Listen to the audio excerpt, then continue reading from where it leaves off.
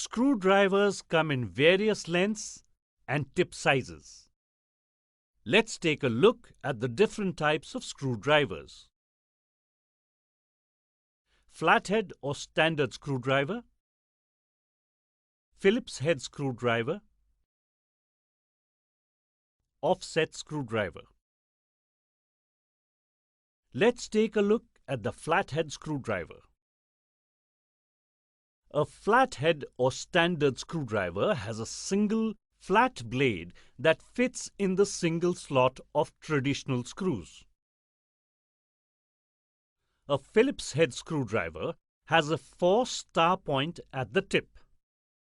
It is used to tighten or loosen screws with matching cross-shaped slot on the screw head. An offset screwdriver comes handy where other screwdrivers don't fit because of their long handles. This Z-shaped screwdriver often comes with interchangeable bits. They are useful for applying greater turning force.